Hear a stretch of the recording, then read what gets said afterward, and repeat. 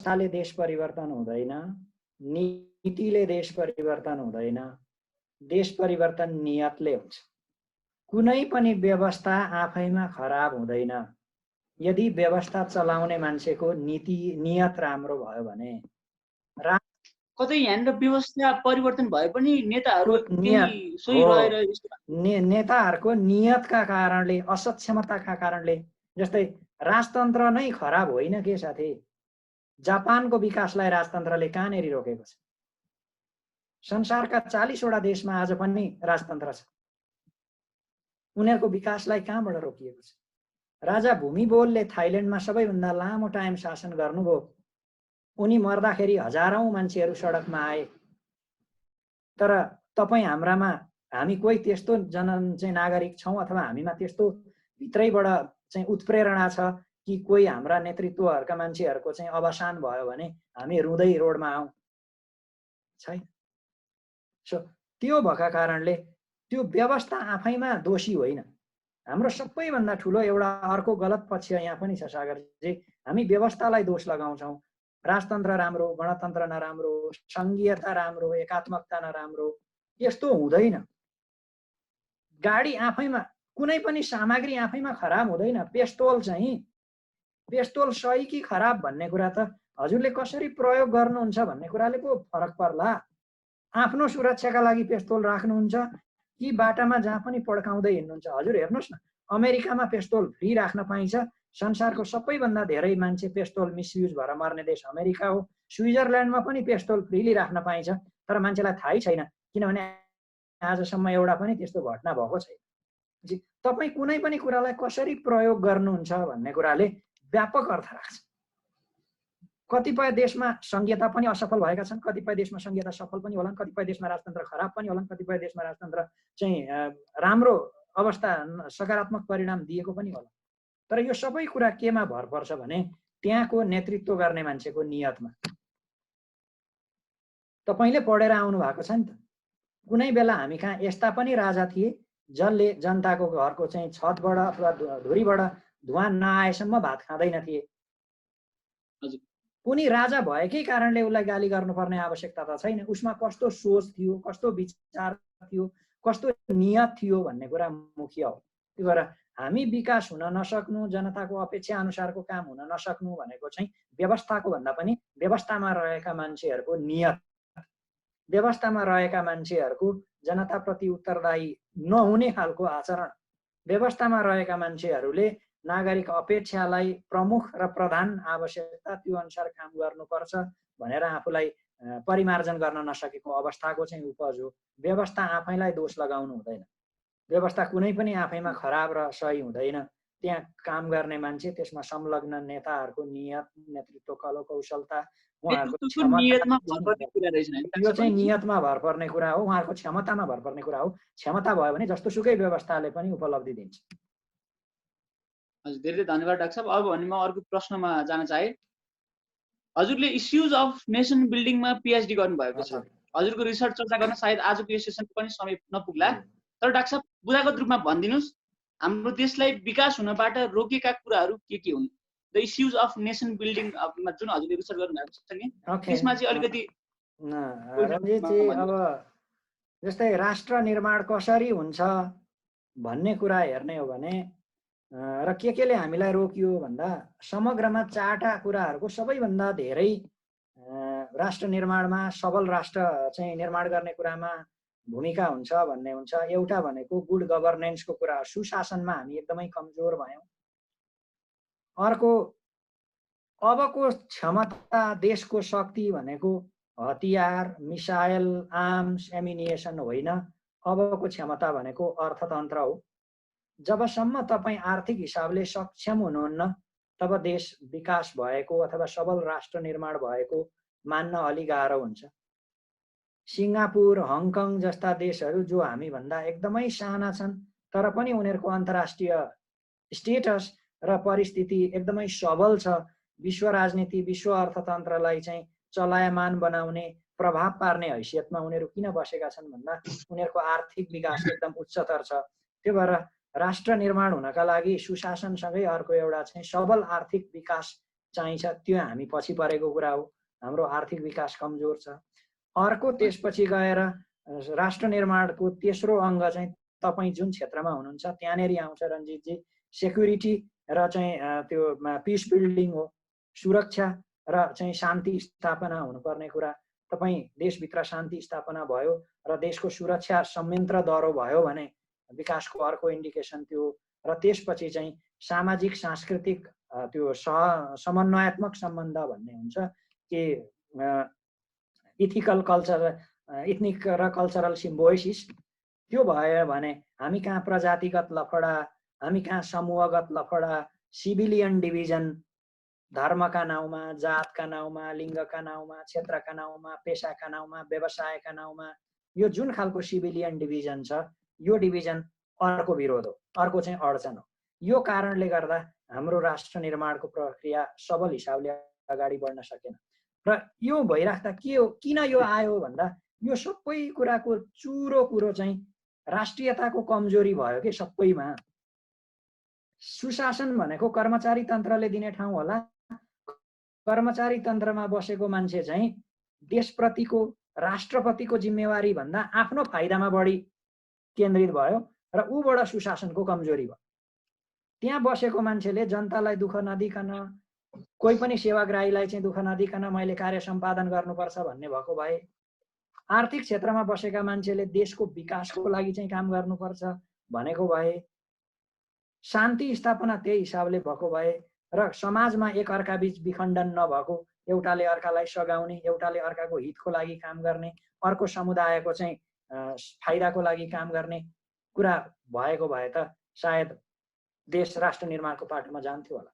So राष्ट्र निर्माणमा जे अडचन तपाईँ देख्नुहुन्छ त्यो सबै अडचनलाई जन्माउने मेजर कुरा चाहिँ त्यो बेस पोइन्ट चाहिँ के हो भने मान्छेमा राष्ट्रियताको कमजोरी भयो भने, राष्ट्रिय प्रेम भएन भने ती खालका अवरोधहरू आउने हुन्। जस्तै बिरामी किन हुनुभयो भन्ने कुरा इम्पोर्टेन्ट होइन नि, रोग लाग्यो तर रोग किन लाग्यो त्यो कुरा इम्पोर्टेन्ट हो। र यी खालका रोगहरू किन लागे राष्ट्रियता चाहिँ राष्ट्र निर्माणको सवालमा भन्दा सबै मान्छेहरूमा त्यो राष्ट्र प्रेम, राष्ट्रियतालाई चाहिँ उहाँहरूले व्यवहारमा प्रदर्शन गर्न नसकेको कारणले यो कुरा। ज्ञान त सबैमा होला, यहाँ विचार नभएको मान्छे छैन रञ्जितजी, सबै मान्छेसँग आइडिया छ, तर ती आइडियाहरूलाई कसरी उनीहरूले इम्प्लिमेन्ट गरिरहेका छन् भन्ने कुरा चाहिँ त्यो मेजर हो। त्यहाँनेरि हाम्रो कमजोरी भएको छ। राष्ट्रियतामाथि साथीहरूलाई अथवा कसैलाई थाहा छैन, म यसो भन्दिनँ, राष्ट्रियताको बारेमा सबैलाई थाहा छ, तर व्यवहार कस्तो छ हाम्रो, राष्ट्रियता उन्मुख व्यवहार छ कि छैन, यो चाहिँ हामीले हेर्नुपर्ने विषय। सर नमस्कार। सर नमस्कार। नमस्कार सर, यो हाम्रो विकास नहुनु कारण त खास त यो भिजन नभएर होइन सर, भिजन हुन पर्यो के सर? ओके, अब जस्तै भिजन पनि तपाईँलाई कतिखेर आउने होला भन्दा मैले देशलाई विकास गर्ने खालको भिजन निर्माण गर्नु मेरो जिम्मेवारी हो भन्ने अनुभव त आत्मसात त हुनु पर्यो नि त। हजुर सर। त्यो आत्मसात नै भएन। जस्तै तपाईँमा पहिले मानसिकता त त्यस्तो निर्माण हुनु पर्यो, मैले चाहिँ देशलाई विकास गर्न सक्ने भिजन दिनुपर्छ, मैले त्यसरी आफूलाई इम्प्रुभ गर्नुपर्छ, यो मेरो दायित्व हो भन्ने मानसिकता भयो भने न हजुरले त्यो गर्नुहुने हो। जस्तै सबै मान्छेसँग जन्मदै भिजन हुन्छ भन्ने ग्यारेन्टी छैन। त्यो सिक्ने हो, अध्ययन गर्ने हो, अनुसन्धान गर्ने हो, त्यसमा दिनरात खट्ने हो, छलफल गर्ने हो, परामर्श गर्ने हो। भिजन त त्यसरी पनि आउने होला।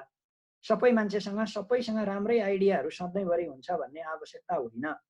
तर अब तपाईँ त्यसका लागि कतिको तयार हुनुहुन्छ, यो चाहिँ मेरो दायित्व हो है, मैले यो गर्नुपर्छ, मसँग छैन भने पनि अरूसँग सिक्नुपर्छ, लिनुपर्छ, त्यसका लागि म तत्पर हुनुपर्छ भन्ने कुरा चाहिँ तपाईँमा त्यो तत्परता कति छ? देशका लागि राम्रो काम गर्ने तत्परता, तपाईँका ठाउँबाट राम्रो काम गर्ने तत्परता कति छ? यो कुरा मुख्य हो। जस्तै हजुरले जसरी भिजन भन्नुभयो, ठिक छ, भिजन आफूसँग छैन भने अरूसँग लिन तयार हुनु पर्यो नि त। हामीमा यो कल्चर चाहिँ कमी भयो कि राम्रो गरी आफूलाई परिमार्जन गर्नुपर्छ भन्ने चाहिँ संस्कृति हामीमा हराएको कारणले हाम्रो राष्ट्रियता कमजोर भएको चाहिँ यहाँनेरिबाट हो। यहाँ अरू पनि एउटा क्वेसनहरू के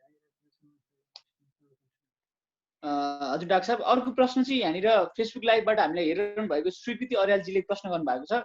हजुर, जति पनि राष्ट्रवाद देखाउन भोट कमाउन नेताहरू प्रतिपक्षमा हुँदा भाषण गर्छन्, देशको गुणगान गाउने गर्छन्, तर सत्तामा पुगेपछि छेपारो रङ र सर्परे काचुरी फेरे जस्तो बदलिन्छन्। यस्तो आखिर कसरी हुन्छ? यसको प्रमुख कारणहरू के हुन् भनेर प्रश्न गर्नु। अब यही अर्को एउटा बडा गतिलो उदाहरण उहाँले के दिनुभयो भने राष्ट्रियताको नभएको भनेको यही हो कि राष्ट्रियताको कमजोरी भनेको यहीँनेरि हो। प्रतिपक्षमा हुँदा चाहिँ खालि विरोध गर्नका लागि केही कुरा उठाउने, त्यही कुरा आफू सरकारमा हुँदा किन लागू नगर्ने। प्रतिपक्षमा हुँदा आफूले उठाएको कुरा सरकारमा जाँदा लागू गरेको भए, यो कुराले देशलाई हित गर्छ भनेको भए, सम्झिएको भए त उसले त्यसलाई लागू गरिदिनु पर्यो नि त।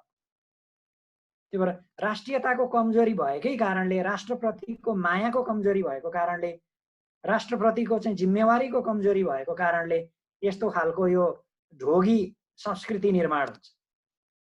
यो चाहिँ एक खालको देखावटी खालको संस्कृति हामीले निर्माण गरिरहेछौँ।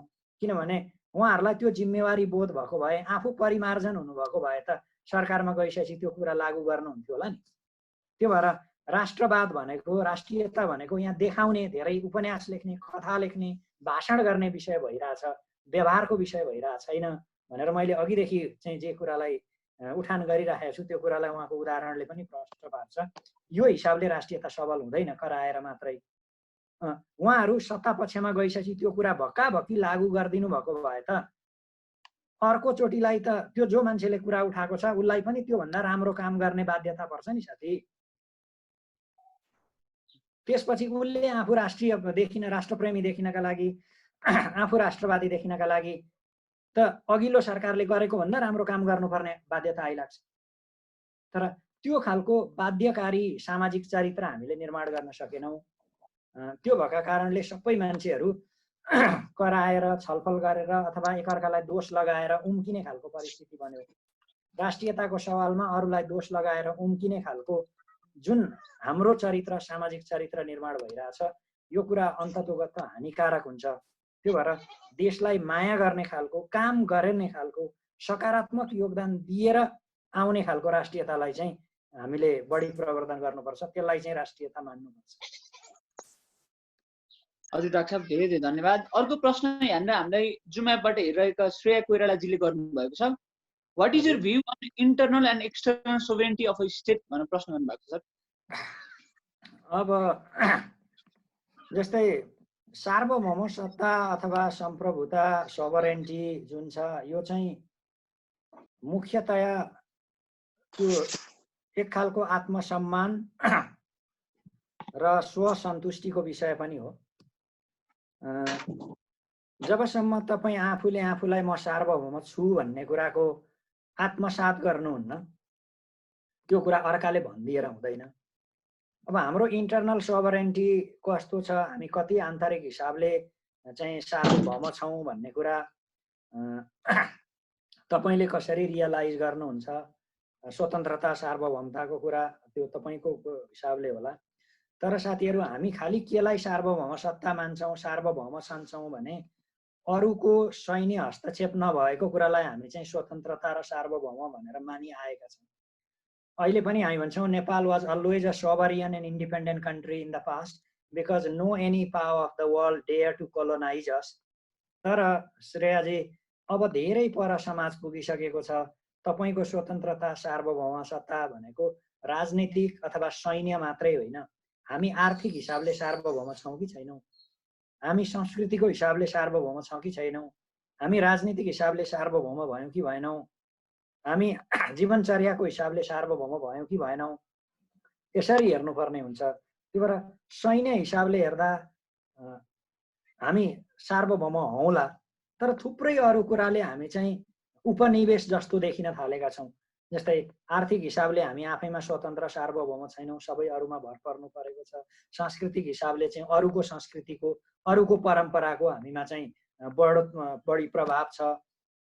चाहिँ सामाजिक प्रचलनहरू अरूका धेरै, जन्मदिनमा चाहिँ बत्ती निभाएर जन्मदिन मनाउने, बत्ती त बालेर उज्यालोको प्रतीक होला नि त। बत्ती मारेर अँध्यारो निम्ति आएर जन्मदिन मनाउने चाहिँ संस्कृति अरूबाट हामी सापट लिइरहेछौँ। तुलसीका बोटमा गएर दियो बाल्दा चाहिँ रियल त्यो बोटले चाहिँ अक्सिजन दिन्छ, अनि त्यहाँ बालेको बत्तीले कीटाणुहरूलाई चाहिँ आउन छेउछाउ आउन दिँदैन भन्ने विज्ञान हामीसँग हुँदाहुँदै प्लास्टिकका बल्बमा लगेर बिजुलीको बत्ती प्लास्टिकका रूपमा झुन्ड्याइदिएका छौँ। न त्यसले सुगन्ध दिन्छ न कुनै वैज्ञानिक आधार छ। संस्कृति जति अर्काको, खानपान जति अर्काको, अनि विचार जति अर्काको, व्यवहार जति अर्काको, त्यो पनि अवैज्ञानिक विचारहरूलाई हामी चाहिँ अब अवलम्बन गरेर अनि हामी सार्वभौम छौँ, स्वतन्त्र छौँ भनेर कहिलेसम्म भन्ने? त्यही भएर मानसिकता चाहिँ कति सार्वभौम र स्वतन्त्र छ भन्ने कुरा हो। हामी थुप्रै कुराले पराधीन भएको छौँ। संस्कृतिले, आर्थिक हिसाबले, जीविकोपार्जनका हिसाबले, जनजीवनका चाहिँ रीतिरिवाजका हिसाबले हामी अनावश्यक रूपमा अरूलाई कपी गर्दैछौँ र श्रेयाजी आधुनिक हुने नाउँमा हामी पश्चिमा भइरहेछौँ। हजुरहरूले के हेर्नुपर्छ भने to be modern is not necessarily to be western. Modern हुनु भनेको वेस्टर्न हुनु होइन, मोडर्न हुनु भनेको साइन्टिफिक हुनु हो। हामी आफैमा थुप्रै कुराले साइन्टिफिक थियौँ, तर त्यो हाम्रो साइन्टिफिकनेसलाई हामीले चाहिँ चिन्न सकेनौँ, त्यसलाई हामीले अङ्गीकार गर्न सकेनौँ र अर्काको नचाहिने चाहिँ अथवा देखावटी कल्चरका पछि लागेर थुप्रै साइन्टिफिक अब्सर्भन्सहरू हामीले मिस गरिरहेछौँ। त्यो भएकाले अब सार्वभौम सोभरियन कसरी हेर्ने भन्दा पोलिटिकल्ली हामी सोभरियन, मिलिटरीली हामी सोभरियन, तर इकोनोमिकल्ली, कल्चरल्ली, आइडियोलोजिकल्ली हामी त्यति धेरै सोभरियन छैनौँ होला, किनभने अरूका कुराहरूलाई हामीले धेरै चाहिँ एडप्ट गरिरहेछौँ। मैले तपाईँलाई अर्को एउटा इक्जाम्पल थप्न चाहेँ। जस्तै तपाईँ हाम्रो मानव अधिकारको परिभाषा कस्तो हो भन्दा अमेरिकाले जस्तो परिभाषा दिएको छ हाम्रो परिभाषा त्यस्तै किन हुनुपर्ने? तपाईँ हामी हिजो पढेर आउनुभयो साथीहरू, Iraq, Iran, Afghanistan are countries in Middle East. तपाईँ आज गएर एटलास हेर्नु होला साथी, इराक, इरान, अफगानिस्तान नेपालबाट त मिडल इस्ट होइन नि त, मिडल वेस्ट हो। अमेरिका, युरोपबाट मिडल इस्ट हो, उनीहरूले मिडल इस्ट भन्छ, उनीहरूको लोकेसनबाट दे आर इन इस्टर्न। हाम्राबाट त पश्चिम हो, तर हामी अहिले पनि फेरि मिडल इस्ट नै भनिरहेछौँ। किन भन्दा उनीहरूले त्यो भनिदिएको छ भनेपछि हामी ज्ञानको हिसाबले स्वतन्त्र छौँ कि छैनौँ? आफ्ना ज्ञानहरूलाई प्रवर्धन गऱ्यौँ कि गरेनौँ? आफ्नो भाषालाई प्रवर्धन गऱ्यौँ कि गरेनौँ? आफ्नो संस्कृतिलाई प्रवर्धन गऱ्यौँ कि गरेनौँ? आफ्ना वैज्ञानिक आधारहरूलाई प्रवर्धन गऱ्यौँ कि गरेनौँ? यो हिसाबले हेर्ने हो भने अरू कुराहरू नन पोलिटिकल हिसाबले हेर्दा हाम्रो सोभरेन्टीमा ठुलो क्वेसन छ। हामी बढी डिपेन्डेन्सीमा फँसेका छौँ, तर पोलिटिकल्ली र मिलिटरीली हेर्दा हामी अहिले पनि सोभरियन हौँ। हजुर डाक्टर साहब, धेरै धेरै धन्यवाद। त्यसै गरी हामीलाई जुम एपमा वरुण कुमार मल्लजीले प्रश्न गर्नुभएको छ। डाक्टर साहब नमस्कार। हाम्रो देशमा राष्ट्रियताको नाममा विभिन्न किसिमको विकृति बढेको देखियो, जसको दायित्व जे हो उसले आफ्नो काम पुरा नगर्ने र अरूको कमजोरी गिराउँदै जाने परिस्थिति छ, जसको मुख्य कारण गुणस्तरीय शिक्षाको अभाव नै हो र आफ्नो जीवनको 15-20 वर्ष सर्टिफिकेट कलेक्सन गर्नकै लागि मात्र बितिरहेको देखियो। यो समस्या समाधान गर्न शिक्षामा कस्तो किसिमको परिवर्तन ल्याउन आवश्यक छ? केही तथ्यगत जानकारी पाउन पाए आभारी हुने थिए भनेर प्रश्न गर्नुभएको छ। ओके, धन्यवाद साथी। सबैभन्दा मुख्य कुरा हजुरले जे उठाउनु भयो, आफ्नो काम कार्य सम्पादन राम्रो गरी नगर्ने र अरूको कमजोरी केलाउने कुराले राष्ट्रलाई सबैभन्दा ठुलो घाटा लागेको हो। तपाईँ हामीले नेताहरूको विरोधमा कुरा गर्नु परेको पनि नेतृत्वले आफ्नो काम राम्ररी नगरेर हो। र यो सबै कुराको मुख्य जरो भनेको शिक्षा हो। हजुरले जे भन्नुभएको छ मेरो त्यहाँ सहमति छ, किनभने हाम्रो शिक्षा प्रणाली नै अलिकति खराब चाहिँ कहाँबाट भयो भन्दा हाम्रो शिक्षाले त्यहाँबाट आएका मान्छेहरूलाई राम्रो हुन, असल हुन सिकाएन।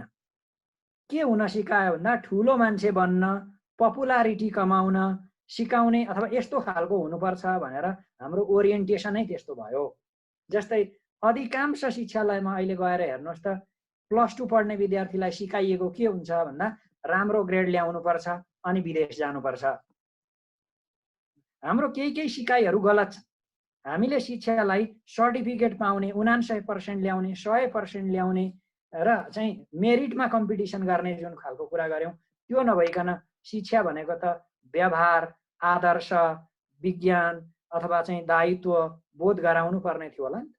कन्फ्युसियस भन्ने एकजना चाइनिज स्कलर हुनुहुन्थ्यो लगभग चाहिँ धेरै पहिले, उहाँले समाजलाई त्यो शिक्षाको परिभाषा अलिक फरक हिसाबले दिनुभएको छ कि शिक्षाले मान्छेमा आदर्श चरित्र, गुणवानी, सच्चरित्रवान, न्यायप्रेमी, त्यो चाहिँ दायित्व बोध गर्ने खालको मान्छे जन्माउनु पर्ने हो। तर अहिलेको शिक्षा खासमा जुन शिक्षा हो, शिक्षा होइन साथी, दीक्षा हुनुपर्ने। यसले मान्छेलाई दीक्षित गरेन, प्रमाणपत्र चाहिँ दियो र के सिकायो भने जाऊ सकेसम्म धेरै फाइदा ल्याऊ भन्ने खालको ओरिएन्टेसन, आफ्नो लागि धेरै काम गर, प्रतिस्पर्धा गर। अहिले पनि हेर्नुहोस् न, अधिकांश ठाउँ के छ, सरकारी जागिरमा गयो भने त्यहाँ जीवन सुरक्षित हुन्छ, तलब छुनै पर्दैन, घुस खाएकै भ्रष्टाचार गरेकै पैसाले पनि पुग्छ भन्ने खालको सिकाउने समाज पनि छ। भनेपछि यहाँ शिक्षाको एउटा ठुलो कमजोरी के भयो भन्दा शिक्षालाई चाहिँ मान्छेहरूले पेसा सम्झिए। शिक्षा भनेको अथवा कुनै पनि पेसा, हजुरहरू जहाँ जहाँ हुनुहुन्छ साथीहरू, त्यो पेसालाई जागिर नसम्झिनुहोस् न, देशप्रतिको जिम्मेवारी सम्झिनुहोस्। एउटा गलत विद्यार्थी उत्पादन गर्नुभयो भने त्यसले समाज ध्वस्त बनाउँछ। सो त्यो भएको कारणले सबैभन्दा पहिले त शिक्षा क्षेत्रमा जो संलग्न हुनुहुन्छ उहाँहरूले हामी शिक्षा क्षेत्रमा पेसामा छौँ भन्ने होइन, हामी देश निर्माणमा छौँ भन्ने खालको भावना निर्माण गर्न सक्नु पर्यो। अर्को, शिक्षाको गुणस्तर मापन गर्ने कुरा जुन छ, यो समाजमा अथवा सर्टिफिकेट नम्बरमा गुणस्तर मापन गर्ने कुरा भन्दा उसमा आएको विचार, उसमा आएको चाहिँ राष्ट्रपतिको जिम्मेवारी, उसले देशप्रति गर्ने योगदान, यस्तो कुराहरू चाहिँ सिकाउने हिसाबका पाठ्यक्रमहरू निर्माण गर्नु पर्यो।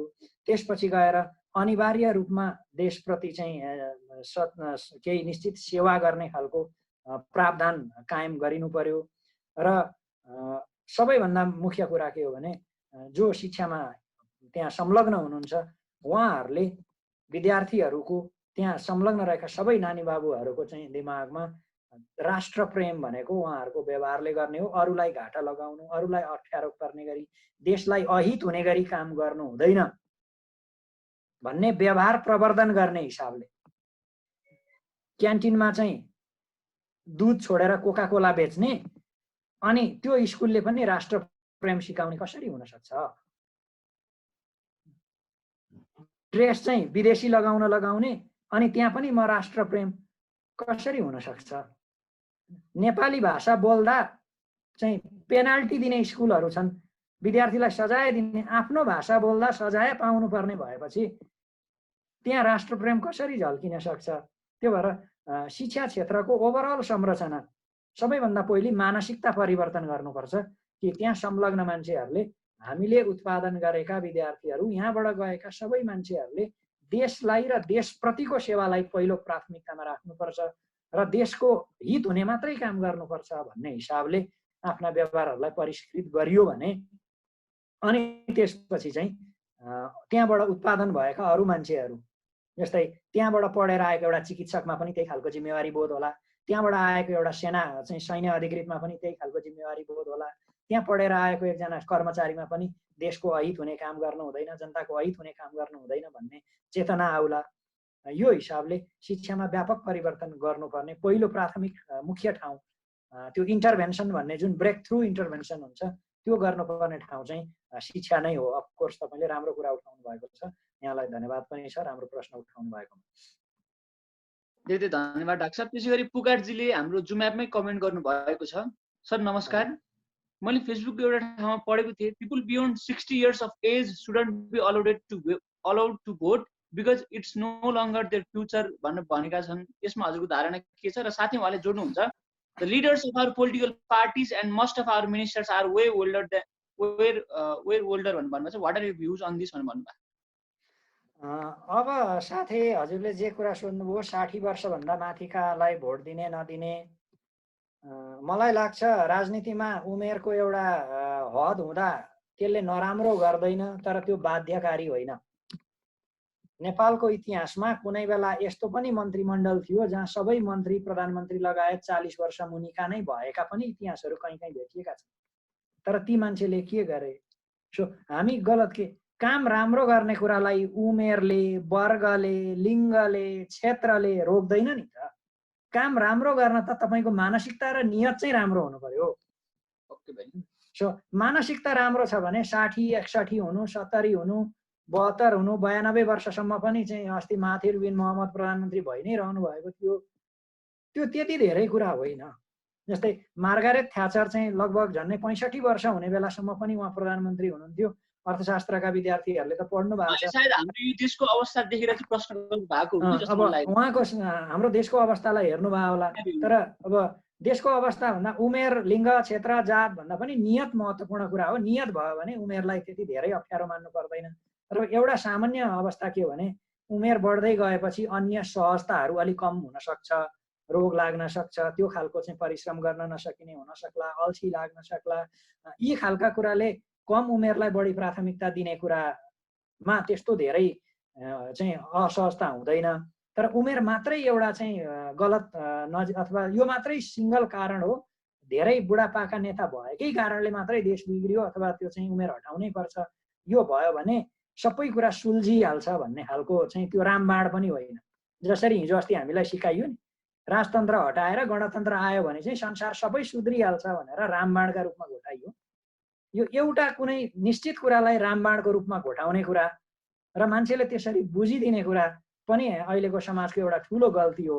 किनभने एउटा मात्रै सिङ्गल डिटर्मिनेन्ट हुँदैन कि, एउटा मात्रै कुराले राष्ट्रियता झल्किने पनि हुँदैन, एउटा मात्रै मान्छेले राष्ट्रियता बोक्ने कुरा पनि हुँदैन, एउटा मात्रै मान्छे चेन्ज हुँदैमा देश बनिहाल्ने कुरा पनि हुँदैन। त्यो भएकाले उमेरमा मात्रै त्यति धेरै चाहिँ बहस गर्नुपर्छ होला जस्तो मलाई लाग्दैन, तर राख्दा पनि नराम्रो। यो च्यानलले नै क्रान्ति सुरु गरेका छन्, जस्तै नेल्सन मण्डेला, महात्मा गान्धीहरू, उदाहरणहरू त हामीमा नि छ नि, होइन र डाक्टर? अब सुरु गर्दाखेरि युवा नेतृत्ववर्गको भूमिका अलि बढी हुन्छ। अब उहाँहरूले त्यो टाइममा आफ्नो चाहिँ सृजनशीलता, शक्ति, तत्परता त्यसमा देखाउन सक्ने भएकाले त्यो खालको अवस्था रहेको हो। तर पनि अब त्यसपछि उहाँहरू योगदान नै गर्न नसक्ने स्थितिमा भन्ने होइन। र अब हाम्रो देशको कन्डिसन हेर्दा चाहिँ प्रष्ट रूपमा दुःखका साथ के भन्नुपर्छ भने युवा पुस्तामा पनि त्यो खालको जोस, जाँगर, नियत भएको पुस्ता नदेखिनु चाहिँ तपाईँ हाम्रो पुस्ताको सबैभन्दा ठुलो विडम्बना हो। तपाईँ हामी जुन आशा अपेक्षा राखेर युवा पुस्ता आएदेखि राम्रो हुन्छ होला भनेर तर्क गर्न खोजिरहेका छौँ, उत्साहित छौँ। प्रिय साथीहरू जति यहाँ हुनुहुन्छ, म दुःखका साथ भन्छु कि त्यो युवा पुस्तामा पनि तपाईँ हामीले आशा अपेक्षा गरेको त्यो खालको तागत, त्यो खालको नियत, त्यो खालको प्रतिबद्धता चाहिँ देखिएको छैन। र त्यो पनि अर्को एक खालको चाहिँ असफल परीक्षण नै हुने जस्तो हामी देख्छौँ। त्यो भएकाले त्यहाँ पनि हामीलाई धोका चाहिँ धोकै हुनेवाला छ। तर डाक्टर साहब, यहाँनिर युवाहरू अगाडि नआएका कि अगाडि आउन नदिएको पनि अलिकति विवादित छ नि। यहाँ पितृसत्ता जुन छन् त्यो कारणले गर्दाखेरि पनि युवाहरू अगाडि आउन पाएको छैनन् भन्ने चाहिँ कता कता सुन्छ डाक्टर साहब, यसमा चाहिँ के भन्नुहुन्छ? अब युवाहरू अगाडि आउन नसकेको अथवा नपाएको भन्दा पनि कस्तो हो भने एउटा चाहिँ युवाहरूमा अलिकति वितृष्णा बढी भएको र हाम्रो राजनीतिक त्यो चाहिँ स्थिति नै यस्तो रह्यो कि एउटा ठुलो समूह हुन्जेल 2-4 जना मात्रै मान्छेहरू राम्रो विचार लिएर आएर समाज परिवर्तन भइहाल्ने खालको राजनीतिक प्रणाली हाम्रो भएन। किनभने हामी संसदीय व्यवस्था अवलम्बन गरिरहेछौँ। तपाईँसँग 1-2 जना मान्छेसँग जतिसुकै राम्रो भिजन, जतिसुकै राम्रो स्पष्टता भए पनि बहुमत नल्याउन्जेलसम्म, एउटा ठुलो राजनीतिक पक्ष आफ्नोमा चाहिँ नआउन्जेलसम्म तपाईँले ती कुराहरूलाई अवलम्बन गर्ने, कार्यान्वयनमा लैजाने अवस्था हुँदैन। कतिपय ठाउँमा राजनीतिक प्रणालीको पनि दोष होला। तर अब सँगसँगै के छ भने युवा पुस्तामा त्यो लेभलको ओभरनाइट यहाँ रिटर्न आउँदैन अथवा त्यो खालको सफलता चाहिँ भन्ने बित्तिकै मिल्दैन। लामो समय सङ्घर्ष गर्न सक्ने, लामो समय चाहिँ त्याग गर्न सक्ने धैर्यता पनि नभएको र अर्को हामी कहाँ स्वार्थ समूहहरू एकदम धेरै भएको छ। केही युवा समूहहरू जो आउनु भएको छ उहाँहरू पनि एकीकृत भएर जान नसक्नु भएको, 2-4 दिनमै फुटिहाल्ने, त्यहाँ पनि सिभिलियन डिभिजन बढी आउने कारणले बाँकी पङ्क्तिलाई पनि अझै निराश पार्या हो। युवाकै तर्फबाट पनि केही कमजोरीहरू त्यहाँ भएका छन्। हजुर डाक्टर साहब, धेरै धेरै धन्यवाद। त्यसै गरी अर्को प्रश्न श्रेय कोइरालाजीले गर्नुभएको छ। According to the constitution of our country, Nepal is a secular state. तर यो पछिल्लो समय जसरी यो घटनाक्रमहरू बढ्दो छ त्यसको आधारमा चाहिँ उहाँलाई चाहिँ नेपाल चाहिँ सेकुलर राष्ट्र हो भन्न उहाँलाई लाग्दैन रहेछ। हजुरको धारणा के छ यसप्रति? श्रेयाजी, हजुरलाई मैले द सेकुलराइजेसन इन अमेरिका एन्जेलिन ब्ल्याकवुड होला, अथरको नाउँ मैले बिर्सेँ द सेकुलराइजेसन इन अमेरिका भन्ने एउटा किताब चाहिँ कुनै बेला फुर्सद भयो भने यसो हेर्नलाई अनुरोध गरेँ। समाजको चरित्र कस्तो हुन्छ रञ्जितजी भने जब तपाईँ सेकुलर भन्नुहुन्छ देशहरू झन् बढी धार्मिक हुन थाल्छन्। यो नियति हो, दुर्भाग्य हो कि हिजो जतिखेर हाम्रो देश धर्मनिरपेक्ष थिएन त्यतिखेर मान्छेलाई धर्मका लागि लडाईँ गर्नुपर्ने आवश्यकता थिएन। हिन्दूहरूलाई के थियो भने हामी चाहिँ हिन्दू हौँ, अलरेडी डोमिनेन्ट ग्रुप हौँ भन्थे, उनीहरू आफै मख थिए। अरू मान्छेहरू के थिए, यहाँ शान्ति छ, मिलेर बसिएको छ भन्ने थियो। तर आज धर्मनिरपेक्ष भनेर घोषणा भइसकेपछि मान्छेमा एक खालको मनोभाव के भयो भने अब त हामी बराबरी हौँ नि, बराबरीका लागि लडाईँ गर्नुपर्छ नि। हिन्दूले मात्रै किन दसैँमा 15 दिन बिदा पाउने, क्रिस्चियनले क्रिसमसमा 15 दिन किन नपाउने, यस्तो खालको भावनाहरू मान्छेमा पैदा हुन थाल्छ। जब हजुरले कुनै कुरालाई चाहिँ कानुनी हिसाबले स्पेसिफाई गर्नुहुन्छ, जब मान्छेमा त्यो प्रतिस्पर्धात्मक भावना बढ्दिन्छ, त्यो प्रतिस्पर्धात्मक भावना द्वन्द्वको कहिलेकाहीँ द्वन्द्वमा चाहिँ त्यो परिवर्तन हुन सक्छ। त्यो भएका कारणले यो चाहिँ एक खालको नियति नै हो। जब धर्मनिरपेक्ष घोषणा भयो तब धार्मिक घटनाहरू धेरै हुन थाले। धार्मिक चाहिँ जातीय धार्मिक खालका विभाजन द्वन्द्वहरूले झन् धेरै उग्र रूप लिन थाल्यो। त्यो एक खालको सामाजिक मनोविज्ञान हो। अब यसलाई चिर्न अलि टाइम लाग्छ। धर्म जात जस्ता कुराहरू चाहिँ चलाएन, त्यसलाई कुनै हिसाबले राजनीतिक रङ्ग दिएन भने त्यो आफै त्यसै निरूपण हुँदै जान्थ्यो कि। जस्तै हिजो नेपाल हिन्दू धर्म हो भन्दा पनि तपाईँ हामी कतिजना हिन्दू धर्मका चाहिँ पुरापुर त्यो विशेषताहरू अवलम्बन गरेर बसेका थिएनौँ नि। नेपाल नै यस्तो समाज हो साथी जहाँ चाहिँ कमल थापालाई धेरै भोट दिने पनि काठमाडौँ, अनि दसैँ तिहार भन्दा क्रिसमस धेरै मनाउने पनि काठमाडौँ। त्यो आफै बिस्तारी बिस्तारी हराउँदै जाने चरित्रलाई कहिलेकाहीँ राज्यले अलि स्टेप लिएपछि झन् मान्छे, जस्तै तपाईँ हस्पिटलमा जाँदा डक्टरले चाहिँ दिसा पिसाब किडनी कोरोना सबै चेक गर्नुपर्छ भन्यो भने यसले पैसा कमाउन खोज्यो होला भनेर तपाईँ अलि धेरै रिसाउनुहुन्छ नि। राज्यले नेपाल चाहिँ धर्मनिरपेक्ष देश हो भनेर अलि धेरै हिसाबले त्यसलाई प्रस्तुत गरेका कारणले बाँकी मान्छेहरूमा एक खालको त्यो प्रतिस्पर्धात्मक भावना जाग्यो र कहिलेकाहीँ त्यो द्वन्द्वका रूपमा गयो। हामी बराबरी हुनुपर्छ, अब हामीले चाहिँ बराबरी स्ट्याटसको लागि फाइट किन नगर्ने भन्दाखेरि गलत हिसाबले त्यो द्वन्द्वका रूपमा परिणत भएको देखिन्छ। यो चाहिँ एक खालको संसारभरिको चरित्र कस्तो देखिन्छ भने धर्मनिरपेक्ष घोषणा गरिसकेपछि देशहरू झन् धार्मिक हुन्छन् रे। अब हामी कहाँ पनि त्यही खालको एउटा चाहिँ सामाजिक चरित्र यदा कदा देखिन थालेको छ। तर त्यो दुर्भाग्यपूर्ण हो, यस्तो हुनु हुँदैन। त्यस्तो नहोस्, हामीले त्यस्तो कुरामा कामना पनि गर्नुहुन्न, त्यस्तो चाहिँ कुरालाई सहयोग हुने गरी बहस व्यवहारहरू पनि देखाउनुहुन्न। तर अब कहिलेकाहीँ हामीले नगर्दै पनि त्यो होइदिन्छन्।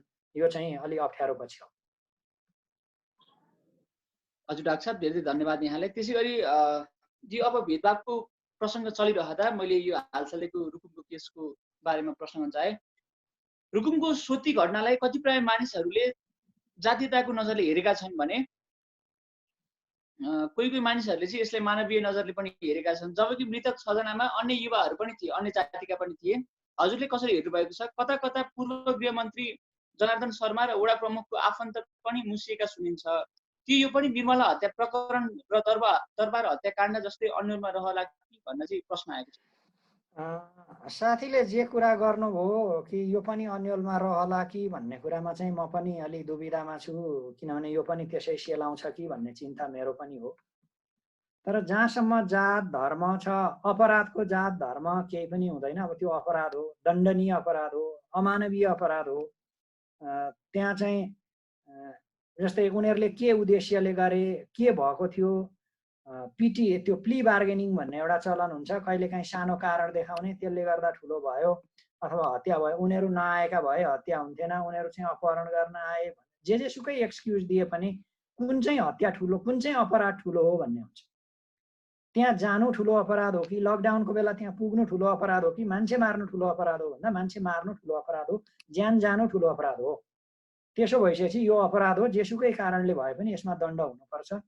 अब जात भाषालाई ल्याएर समाजलाई विघटन अथवा चाहिँ अझ बढी त्यसलाई असहज बनाउने, सामाजिक विखण्डन ल्याउने भन्दा जस्तै तपाईँले यसमा जात भाषा धर्मको कुरा गरियो भने कहिलेकाहीँ त्यहीँ भएको समाज विखण्डित हुन सक्छ।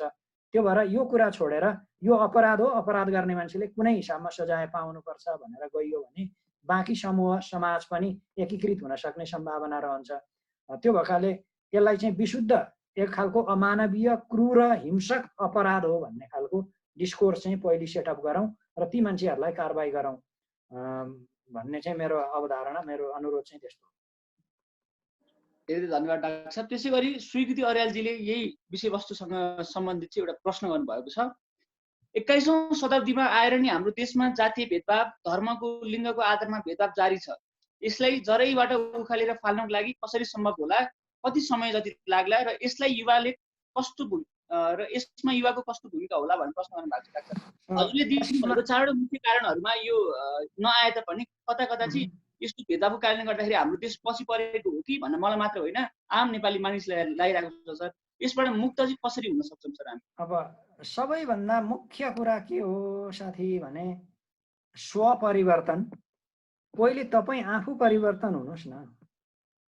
तपाईँले चाहिँ कम्तीमा म यस्तो गर्दिनँ भन्नुभयो, 3 करोड नेपालीले नै हामी यस्तो गर्दैनौँ भनेर एक एकले भने त भयो नि त। मैले मेरो मात्रै ठेक्का लिउँ के, मैले रन्जितजीलाई सुधार्न अथवा वरुणजीलाई सुधार्न नलागौँ, म आफू सुध्रिउँ, रन्जितजी आफू सुध्रिनुहोस्, वरुणजी आफू सुध्रिनुहोस्, सबै आफ्नो आफ्नो ठाउँबाट सुध्रियौँ, आफ्नो आफ्नो ठाउँबाट राम्रो काम गऱ्यौँ भने त समाज त परिवर्तन भइहाल्यो नि। तर समस्या चाहिँ के हो भने अहिले पनि मैले अघि भने नि साथी, हामी सबैजना सुधार चाहन्छौँ, तर कसमा भन्दा अरूमा मात्रै, आफूमा होइन के। आफू चाहिँ यस्तै हुन पाइयोस्, अरू मात्रै सुधार गरियो हुन्, अरू मात्रै परिवर्तन हुनुपर्छ भन्ने संस्कार, त्यो खालको मानव, त्यो सामाजिक चरित्र जुन हामीले बोक्यौँ, यो चाहिँ सबैभन्दा ठुलो खराबी हो। जबसम्म हामी आफू सुध्रिन थाल्दैनौँ, आफूले आफूलाई पहिले सुधार्न कोसिस गर्दैनौँ, त्यतिखेरसम्म यी खालका सामाजिक विभेद, अपचलन, अहिंसा अथवा अमानवीय व्यवहारहरूले कुनै न कुनै रूपमा प्रश्रय पाइराख्छ। त्यो भएर युवाहरूले गर्ने कुरा के हो भने म चाहिँ कम्तीमा यो गर्दिनँ। अनि साथी एउटा युवाले, हरेक युवाले त्यो भन्यो भने त त्यो युवाको त परिवार छ नि। मैले त्यो गर्दिनँ भनेको त कम्तीमा मैले मेरो परिवारको सदस्यहरूले पनि यो गर्दैन भन्ने त म आफू सुध्रिन्छु अनि परिवारलाई त्यति जिम्मा लिन्छु। आफ्नो परिवारको सम्म जिम्मा लिउँ न। तपाईँले तपाईँको परिवारबाट त्यस्तो चाहिँ जातीय लैङ्गिक भेदभाव नहुने जिम्मा लिनुहोस्, मैले मेरो परिवारबाट त्यो जिम्मा लिउँ। त्यसो भयो भने त समाज बनिहाल्छ।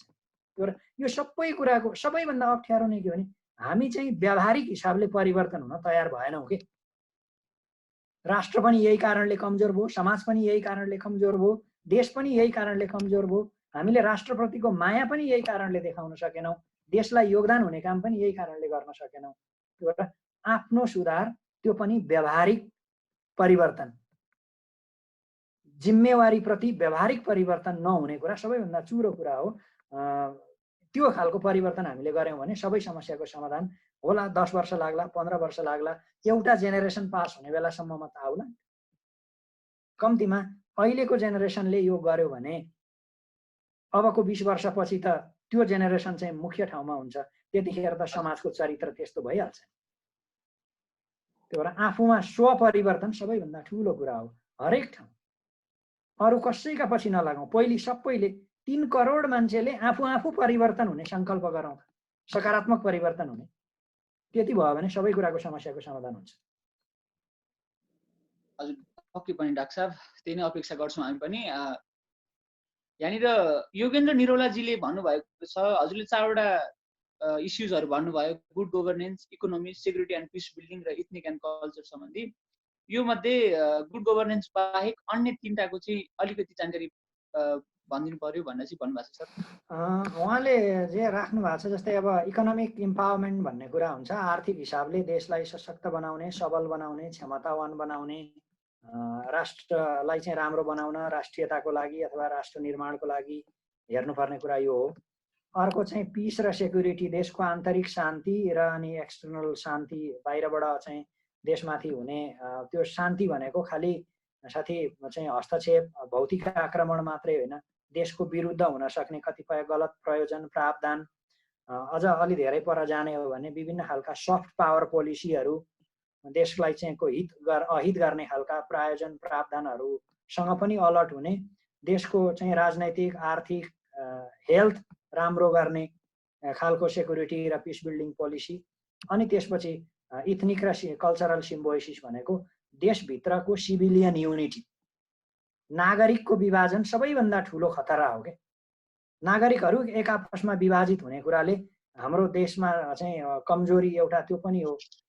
नागरिकहरू बीच एकमत, सबैमा हार्मोनी, आपसमा राम्रो सम्बन्ध, सांस्कृतिक अघिका जस्तो जातीय, लैङ्गिक, धार्मिक, पेशागत विविधता, त्यो चाहिँ विभाजन नभई विविधता हुन्छ। विविधतालाई स्वीकार्नुपर्छ तर विभाजनलाई स्वीकार्नु हुँदैन कि। जातीय विविधता छ तर जातीय विभेदता न, विविधताका आधारमा विभेदता हुनु भएन, डिफरेन्सका आधारमा डिस्क्रिमिनेसन हुनु भएन कि। डिफरेन्सेस नै नहुने कुरा खोज्न सकिँदैन। Differences are natural issues of the societies, तर त्यो डिफरेन्सका आधारमा डिस्क्रिमिनेसन चाहिँ नहुने खालको त्यो खालको सोसल हार्मोनी सेटअप गरियो भने राष्ट्र निर्माण हुन्छ, सबल राष्ट्र बन्छ भन्ने हो। र तपाईँ हामीले दिने चरित्रहरूले कम्तीमा यो चाडा कुरालाई देखाउँ। तपाईँ हामीले गरेको व्यवहारले देशमा सुशासन हुने कुरामा हेल्प भइरहेछ कि छैन, देशको आर्थिक स्थिति सबल हुने कुरामा हेल्प भइरहेछ कि छैन, देशमा शान्ति र चाहिँ सामाजिक सिक्युरिटी कायम हुने कुरामा हेल्प भइरहेछ कि छैन, सोसाइटी र कल्चरमा त्यसले चाहिँ राम्रो खालको छाप अथवा cultural harmony, societal harmony develop गरिरहेछ कि छैन। यसरी हेऱ्यो भने त्यहाँबाट पनि राष्ट्रियता प्रमोट हुने खालको कुरा आउला साथी। तपाईँ हाम्रो व्यवहारले यो चाडा कुरालाई सपोर्ट गर्यो भने हामीले राष्ट्रियता देखायौँ, होइन भने हामीले राष्ट्रियता देखाएनौँ। हजुर डाक्टर साहब, त्यसै गरी मुना योगीजीले चाहिँ प्रश्न गर्नुभएको छ, युवाले राष्ट्रियता सार्वभौमसत्ता जोगाउनको लागि, कायम राख्नको लागि चाहिँ के कस्तो कदमहरू चाल्नु पर्ला भन्नुभएको छ। यसमा पनि स्वपरिवर्तन बाहेक अन्य केही छ भने चाहिँ भन्नुभएको छ डाक्टर साहब। अब जस्तै स्वपरिवर्तन एउटा र अर्को चाहिँ अब अरू मान्छेहरूलाई इभ्यालुएसन गरेर कहिलेकाहीँ एडभाइजरी रोल चाहिँ अफकोर्स गर्नुपर्छ होला, किनभने सबै मान्छेले गलत गर्दाखेरि जानेरै गलत गरेको भन्ने होइन। कहिलेकाहीँ नजानेर गलत भएको रहेछ भने त्यसलाई चाहिँ अवेर गराउनेसम्मको जिम्मा, अब जान्दा जान्दै पनि गलत नै गर्यो भने त्यसलाई रिप्लेस गर्ने बाहेकको अर्को उपाय भएन। तर पहिले तपाईँ आफूले आफूलाई स्वपरिवर्तन गरिसकेपछि अरूलाई अवेर गर्ने, त्यहाँभन्दा धेरै परसम्म त्यति जानै पर्दैन होला, किनभने स्वपरिवर्तन सबैले सबैलाई गर्दा चाहिँ 90% समस्या त त्यहीँबाट समाधान हुन्छ। डाक्टर साहब, त्यसै गरी प्रश्न प्रवीण केसीजीले गर्नुभएको छ, विदेशमा रहेका गैर आवासीय नेपाली नागरिकहरूले जब राष्ट्रको बारेमा केही कुरा भन्छन् बोल्छन् तब केही जमात त्यस्तो छ जो उनीहरूको खेदो खन्छन्, स्वदेशमै आएर गरेर देखान भनेर गाली गलौज गर्ने गर्छन्। तर हामी सबैलाई तीतो यथार्थ थाहा हुन्छ कि उच्च शिक्षा र रोजगारीको अभावको कारणले गर्दाखेरि उनीहरू विदेशिएका हुन्छन्। हजुरको यसमा धारणा के छ भनेर प्रश्न गर्नुभएको छ। अब जो साथीहरू विदेशमा हुनुहुन्छ, जस्तै सबैलाई एउटै बास्केटमा हाल्नु हुँदैन। साथी जे प्रश्न उठाउनु भयो, हजुरले गम्भीर प्रश्न उठाउनु भएको छ। हामी कहाँ एउटा ठुलो समस्या के हो भने हामी एउटै बास्केटमा हालेर ब्ल्याङ्केट अप्रोच एडप्ट गरेर सबैलाई डिफाइन गरिदिन्छौँ, त्यो कुरा खराबी हो। विदेशमा जानुभएका कतिपय साथीहरू बाध्यताले, कुनै पनि अवसरहरू नभएका कारणले, अथवा यहाँ अवसर हुँदाहुँदै पनि त्यहाँ गएर म केही सिकेर आएर देशलाई योभन्दा पनि राम्रो योगदान अहिले मैले जति गर्न सक्थेँ त्योभन्दा परिष्कृत, त्योभन्दा राम्रो, त्योभन्दा चाहिँ गुणस्तरीय योगदान गर्न सक्छु भन्ने हिसाबले विदेशमा जानुभएका साथीहरूप्रति मेरो त्यस्तो आग्रह पूर्वाग्रह छैन। तपाईँहरू आउनुहोस्, काम गरौँ, त्यहाँबाट सिके देशलाई चाहिँ रेमिटेन्स पठाइराख्नु भएको छ, माया गर्नु भएको छ यो। तर केही मान्छेहरूको सङ्ख्या चाहिँ यस्तो छ कि यो देशमा बसेर केही पनि हुँदैन भनेर नकारात्मक सोच राख्ने, अनि त्यहाँ गएर देशलाई भक्कु गाली गर्ने, यहाँ बसेका मान्छेहरूलाई पनि निरुत्साहित पार्ने खालको कुरा गर्ने कोही एक दुईजना त्यहाँ पनि, जसरी समस्या यहाँभित्र छ त्यहाँ पनि समस्या केही छ। त्यही भएर यो चाहिँ आन्तरिक एक खालको चाहिँ छलफल नभएको, उहाँहरू बिच र यहाँ बस्ने मान्छेहरूका बिचमा चाहिँ अन्तर्क्रियाहरू सत्सङ्गहरू नभएको र बुझाइमा गलत भएका कारणले आएका समस्याहरू हुन्। यस्तो कुराहरू चाहिँ सामूहिक सत्सङ्ग, छलफल, अन्तर्क्रिया, एकअर्कामा चाहिँ घुलमिल भएर बढी निरुत्साहित गर्न सकिन्छ। तर अब केही मान्छेहरू जस्तै होला न, अब देशलाई नै घाटा हुने गरी देशले छात्रवृत्तिमा पढाएका मान्छे यहाँको नागरिकता त्यागेर गएर विदेशमा बसेका छन्। मेरो देशले मैले महिनामा तिरेको करले अमेरिकाका लागि डाक्टर उत्पादन गर्न त मैले कर तिरेको होइन नि त।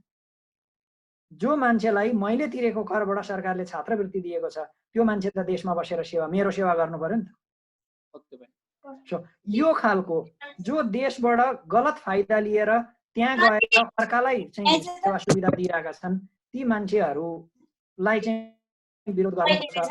तर सरकारले त्यहाँ आउन चाहने र पछि पनि देशलाई सेवा गरिरहेका कुनै न कुनै हिसाबले देशप्रति चाहिँ पूर्वाग्रही आग्रही हुनु हुँदैन। केही त्यस्ता मान्छेहरू छन् जसले देशलाई घाटा लगाउने हिसाबले निश्चित उद्देश्य राखेर अरूलाई सपोर्ट गर्ने हिसाबले काम गर्नु भएको छ भने यो चाहिँ अवश्य विरोध गर्न पर्ने नै खालको कुरा हो। तर सबै मान्छेलाई एउटै बास्केटमा नहालौँ। जसले सही मानसिकताका सही उद्देश्यका साथ काम गर्नुभएको छ उहाँहरूप्रति मेरो सम्मान छ। धेरै धन्यवाद डाक्टर साहब। त्यसै गरी अब चाहिँ यो कोरोना पछिको आउने इम्प्रुभमेन्ट क्राइसिस सम्बन्धी चाहिँ प्रश्न आएको छ। अहिले जसरी विदेशीका नेपाली नागरिकहरूलाई स्वदेश भित्राइदैछ कस्तो अवस्थाको सिर्जना होला त अब भनेर प्रश्न गर्नु भएको छ। इम्प्रुभमेन्ट क्राइसिस नेपाल सरकारले कसरी म्यानेज गर्ला भनेर प्रश्न। साथीहरू, एउटा चाहिँ हामी कहाँ एकदमै धेरै नकारात्मक खालका प्रोजेक्सनहरू बढी आए। त्यस्तो हुँदैन।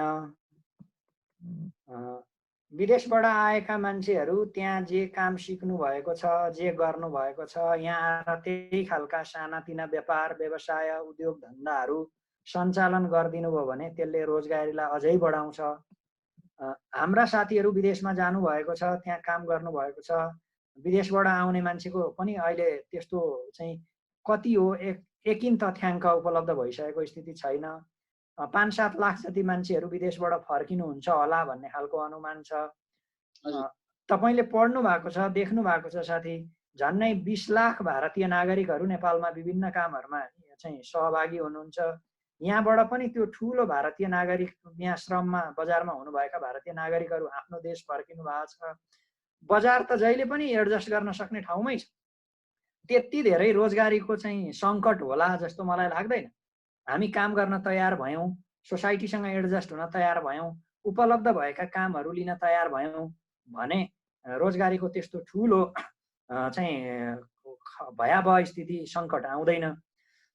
जति साथीहरू अलिकति क्षमतामा हुनुहुन्छ, थोरै सामर्थ्य छ, आएर तपाईँले त्यहाँ जे गर्नुभएको थियो विदेशमा त्यही खालको व्यापार व्यवसाय उद्योग सानो भए पनि रोजगारी सिर्जना गर्ने खालको काम गर्नुहोस्। जो साथीसँग त्यो पनि क्षमता छैन, कम्तीमा हाम्रो बजारमा यहाँ अलरेडी उपस्थित भइरहेका र हामीले वैदेशिक श्रम खपत गरिरहेका रोजगारीहरूमा आफूलाई स्थापित गर्नुभयो भने यो सहजै व्यवस्थापन हुन्छ जस्तो मलाई लाग्छ। हजुर डाक्टर साहब, धेरै धन्यवाद। हजुर आफैमा राजनीतिक विश्लेषक पनि भइसिन्छ, त्यसै गरी यहाँले एउटा प्रश्न चाहिँ एकदम समसामयिक एकदम गहन विषयमा चाहिँ उत्थान भएको छ। यो चाहिँ लिपुलेक कालापानी सम्बन्धी चाहिँ रहेको छ। लिपुलेक कालापानी लिपुलेक धुरा सुस्ता साँच्चीकै फिर्ता आउला त कि त नक्सामै सीमित होला भनेर प्रश्न गर्नु भएको छ। अनि साथै उहाँले जोड्नुहुन्छ 71वटा स्थानमा सीमाना अतिक्रमण भएको छ, यो सीमाना अतिक्रमण रोक्न के गर्नु पर्ला भनेर प्रश्न। अब भूमि फिर्ता आओस् भन्ने मेरो कामना हो। अप्ठ्यारो छ, त्यति सहज छैन। र अघि नै मैले भने राष्ट्रियता चाहिँ व्यवहारले देखिने हो। यो नक्सा निकालेको पनि भूमि फिर्ता आओस् भन्ने सोचले हो कि होइन, नियत चाहिँ के छ यसका पछाडि भन्ने पनि विवाद गर्ने आफ्ना ठाउँ छन्, बहस गर्ने आफ्ना ठाउँ छन्। तर अहिले त्यतातिर नलागौँ। भूमि फिर्ता ल्याउने नियतले नै सही उद्देश्यका साथ नै यो विषयवस्तुलाई चाहिँ अन्ततिर मोड्नलाई मात्रै नक्सा आएको हो अथवा चाहिँ विषयान्तर गर्नलाई नक्सा आएको हो अथवा साँच्चै देशको हितलाई सम्झिएर नक्सा आएको हो भन्ने आफ्नै ठाउँमा छलफल छ। तर त्यो बाहेक आओस् भूमि फिर्ता चाहिँ आउन सकोस्, सबैले प्रयत्न गरौँ, त्यही खालको सुझाव दिउँ, त्यही खालको चाहिँ अपेक्षा राखौँ, यो महत्त्वपूर्ण छ। र अर्को जुन सीमा विवादको कुरा छ, सीमा विवाद चाहिँ डिप्लोमेटिक बाइलेटरल डायलग द्विपक्षीय कूटनीतिक वार्ताबाट नै टुङ्ग्याउने हो।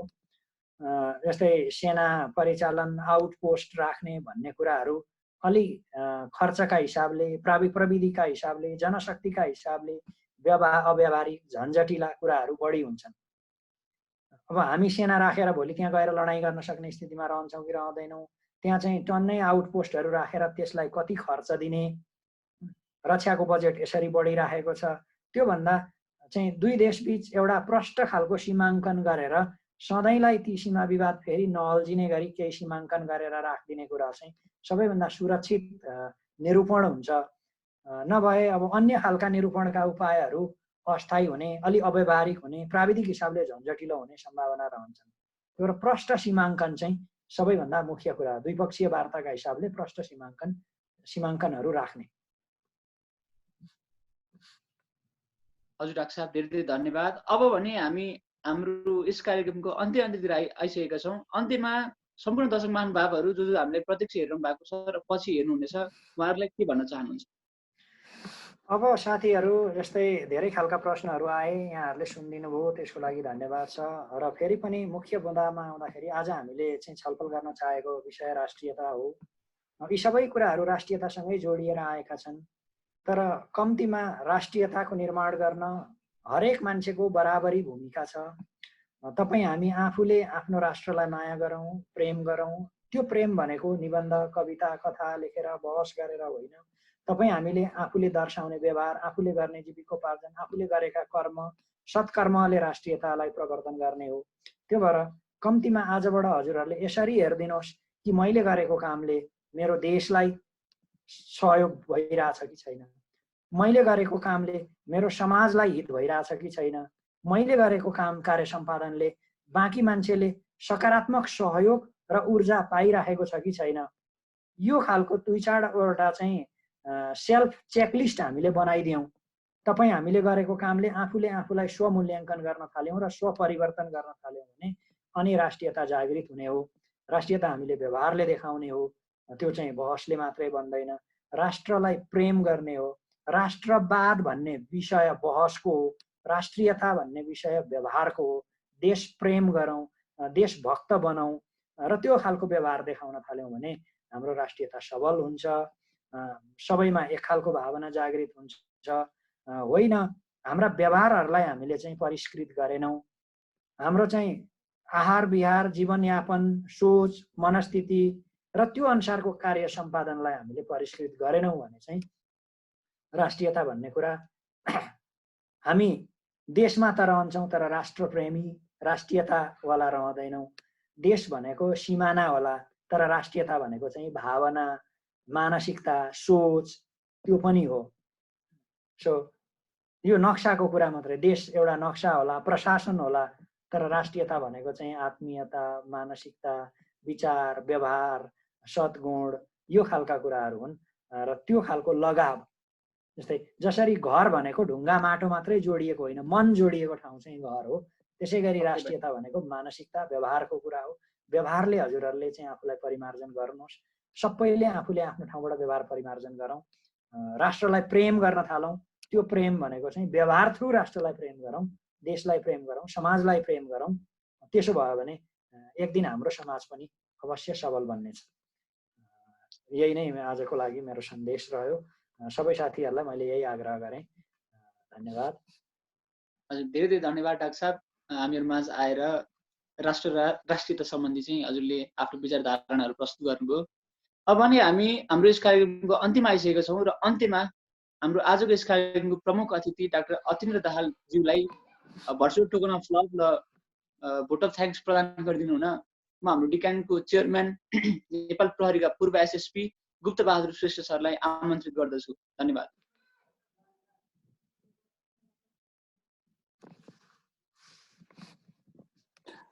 मैले बोलेको सुनिन्छ होइन? नमस्ते सबैलाई। सुनिन्छ सर, प्रश्न छ। डाक्टर साहबलाई, अतिन्द्र सरलाई चाहिँ हाम्रो डिकानको तर्फबाट धेरै धेरै धन्यवाद। यति राष्ट्रियताको विषयमा यति स्पष्ट शब्दमा प्रसङ्ग सबै मिलाएर जसरी भाइ बहिनीहरूलाई चाहिँ बुझाइदिने कोसिस गर्नुभयो त्यो साह्रै सराहनीय छ। अब अहिलेको चिन्ता भनेको राष्ट्र राष्ट्रियता धर्म संस्कृति हाम्रो धेरै चिन्ताको विषयवस्तु हो। सरले जसरी बुझाउनु भयो हामी कतिपय मान्छेहरू चाहिँ यहाँ खोक्रो राष्ट्रिय चाहिँ एउटा ढोङ चाहिँ अपनाएर मुखले चाहिँ एउटा लिप एउटा ओठे भक्ति चाहिँ देखाउने व्यवहार चाहिँ कता हो त्यो चाहिँ आफ्नो मुलुकको हितको उसमा चाहिँ छैन त्यो। त्यसैले अब यो अलि गम्भीर र गहिरो चिन्ता चासोको विषय हो। कुनै एउटा विषयवस्तुलाई लिएर मात्रै कसैको राष्ट्रियता छ कि छैन भनेर मापन गर्ने पनि हतपत्त गर्न सकिने अवस्था होइन। त्यसैले सरले जति भन्नुभयो विद्यार्थी भाइ बहिनीहरूले त्यसलाई अझ विशेष मनन गरेर अनि अरू अध्ययन चिन्तन गरेर त्यसलाई बुझ्ने प्रयास गर्नु होला। हामी धेरै भौतिकवादी भएका छौँ। हाम्रो अध्यात्मको कुराहरूलाई खालि हामीले धर्मसँग जोडेका छौँ। धर्म र अध्यात्म दुईटा अलि फरक पाटोको कुरा हो। सरले भन्नुभयो आफूले आफूलाई चिन्न सक्नु पर्यो। पहिला आफूले आफूलाई नै चिन्न सकिएन भने अरूको उपरमा औँला ठड्याएर अरूलाई चाहिँ दोषी देखाएर आफू चाहिँ उम्किने बाटो गर्न मिल्दैन, सकिँदैन। त्यसैले पहिला आफूलाई चिन्न सक्नु पर्यो अनि त्यसपछि बल्ल अरूलाई चिन्ने प्रयास गर्नु पर्यो। आफ्नो क्षमतामा आफैलाई कहीँ कतै विश्वास छैन भने अब अरूका उपरमा कुरा गरेर के फाइदा हुन्छ। त्यसैले यो समग्र रूपमा जुन हामीले यो फोरम प्रयोग गरेका छौँ, रञ्जित भाइलाई मैले चाहिँ के अनुरोध गर्न चाहेँ भने राष्ट्र राष्ट्रियताको विषयमा कसैमाथि पनि प्रश्न उठ्ने गरेर अथवा त्यसबाट चाहिँ अप्ठ्यारोपन आउने गरेर हाम्रो सिमानाको बारेमा अप्ठ्यारा कुराहरू गरेर अहिले चाहिँ बोल्ने बेला होइन यो। त्यसैले त्यस्ता कुराहरूमा अलिकति सचेत भएर हामीले चाहिँ कुराहरू राख्नुपर्छ है कि त्यो चाहिँ विचार गर्नु पर्ला। सबैको भावनाको चाहिँ कदर गर्नुपर्ने हुन्छ। यी कुराहरू चाहिँ राख्दै आजको यो कार्यक्रममा डाक्टर अतिन्द्र सरले जसरी हाम्रो रिक्वेस्टलाई चाहिँ स्वीकार गरेर प्रेजेन्टेसन दिनुभयो र सबै भाइ बहिनीहरूलाई एउटा बुझ्ने मौका प्रदान गर्नुभयो, यसका लागि डिकानको तर्फबाट म हार्दिक अभिवादन नमस्कार टक्राउन चाहन्छु। धेरै धेरै धन्यवाद टक्राउन चाहन्छु र पछिका दिनमा पनि हामी अरू टपिक्सहरू लिएर चाहिँ आउँला र यसरी नै फेरि हामी चाहिँ सरका गहकिला कुराहरू चाहिँ सुन्ने मौका हामीले पाउँछौँ भन्ने हामी आशा गर्छौँ। र आजका लागि चाहिँ डिकानका तर्फबाट यो भर्चुअल टोकन अफ लभ हामी टक्राउँदैछौँ। सरले ग्रहण गरिदिनु हुनको लागि चाहिँ हामी हार्दिक अनुरोध गर्छौँ। धन्यवाद, नमस्कार। मैले स्वीकारेँ। रञ्जित भाइ, ल थ्याङ्क यू सो मच। हजुर, हाम्रो यस कार्यक्रमलाई सुरुदेखि अन्तिमसम्म हेरेर साथ दिनुभएका सम्पूर्ण दर्शक महानुभावहरूमा हामी हार्दिक आभार